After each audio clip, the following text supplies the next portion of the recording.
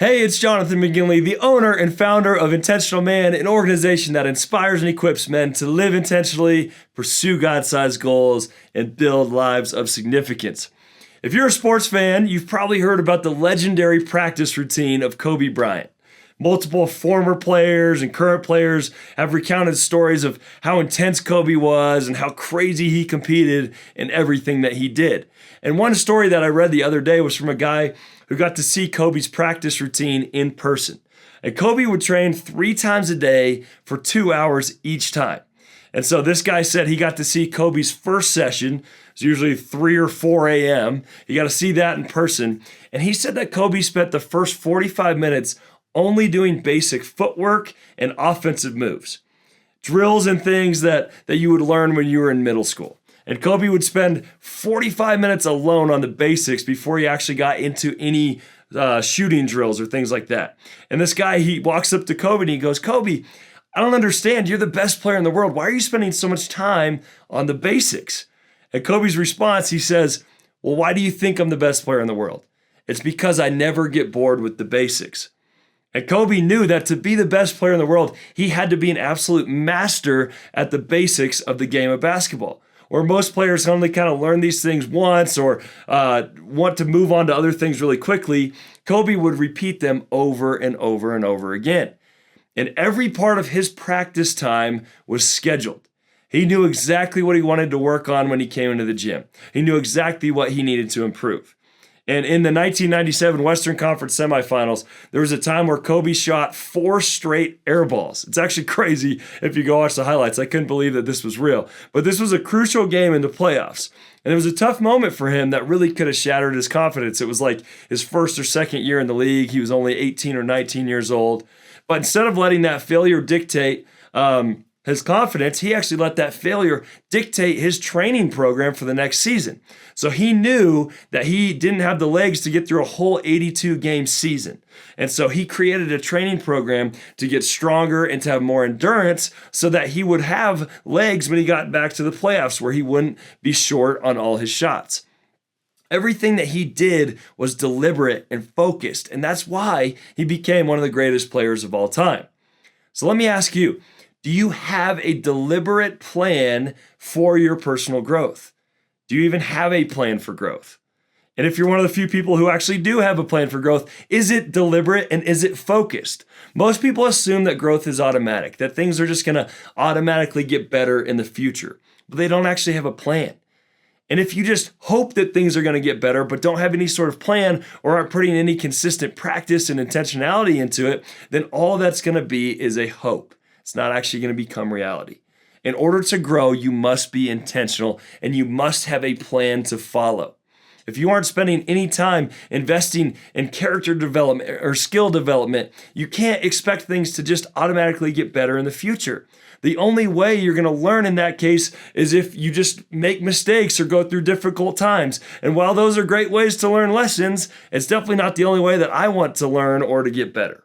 And what made Kobe great was he had a vision. It was very clear of the type of player that he wanted to be. He wanted to be the best player of all time. And so to do that, he identified the skills that he needed to be that kind of player, and then he relentlessly developed those skills. Jerry Seinfeld, he's one of the most famous comedians of all time. He had a practice he called Don't Break the Chain.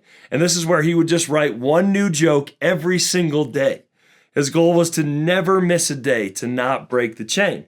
And he knew that to be a great comedian, you have to be really good at writing jokes, right? So he developed that skill day after day after day. And I really believe that the top performers in any field do a great job of identifying the top few skills that they need to develop to be great at what they do. And then they relentlessly develop those skills on a consistent basis. So in your life right now, do you know the key characteristics or skills that you need to develop to get to where you want to go? And if not, that's step one. You got to look to the future and you got to identify those skills that you need to be great at, what you want in order to accomplish your vision. If you want to be a great speaker, then you need to develop a plan to improve as a speaker. It seems simple, but very few people actually intentionally develop the skill. If you want to be a great real estate agent, you need to identify the few things that the best real estate agents do, and then you need to start working on developing those things on a consistent basis. So things like marketing or sales. It doesn't really matter how well you understand the market environment if no one even knows that you exist. So you have to become a master at getting leads. You have to become a master at marketing your services. If you want to be a professional musician, you got to identify the specific areas where you need to improve to get to that level. It helps to just kind of play along to your favorite songs, but you're going to grow much faster if you specifically practice areas where you're weaker. So instead of just doing the same things over and over, or just practicing the things that you're already good at, you got to develop the things that you really need to improve. Whatever field you're in right now, or that future field that you want to be in, you need to look into the future and see what it is or where it is that you want to be in 5 years, and then identify the key skills that you need in order to reach that vision. Once you've identified the skills, then you actually have to put together your intentional growth plan. So if you know you need to be good at marketing, you now need to go find the resources that you're going to read or watch or listen to in order to grow in your marketing skills. So you would find books on marketing, or you'd go find a training course, or you'd find the best podcasts on marketing and listen to those. It's great to invest in your personal growth by listening to a bunch of random things. That's better than doing nothing or reading a book on many topics. But it's truly powerful when you can really zero in and focus on developing the skills that truly move the needle in your life. Not all learning and not all practice is the same. And keeping with our basketball analogy from earlier, imagine two players that go to the gym to practice for an hour each. The first one, he's just kind of casually shooting. He gets his own rebound and slowly walks back to the free throw line or the three-point line. And then he takes the next shot. Maybe his friends are in there, so he's talking to them some in between. He's just taking his time in between shots, and he's not really going game speed. He's still getting a decent amount of shots up, but then there's player two, and he goes to the gym and he practices for an hour as well, the same amount of time. But imagine this, he goes for the first 15 minutes, he does some ball handling exercises. And specifically with those, he knows his weak hand is, or his left hand is weaker than his right, so he specifically works his left hand more.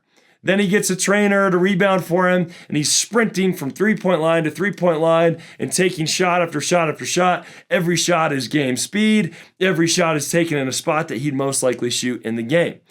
Then maybe he spends the last 15 minutes doing some defensive drills because he knows he needs to get better on that side of the ball too. Who do you think is going to see better results from their 1 hour of practice time? Obviously, the one who was way more deliberate in his practice. They spent the same amount of time, but it was not going to be the same results. And it's the same thing in your life. If you leave your growth up to randomness, you're going to get random results. If you grow with focus and intentionality, you're going to see greater results. And I believe the people who can identify their key skills and then commit to practicing them over and over and over the long haul are the people who truly become great at what they do. Kobe took more shots than anyone else. Seinfeld wrote more jokes than anyone else, and that's how they became great.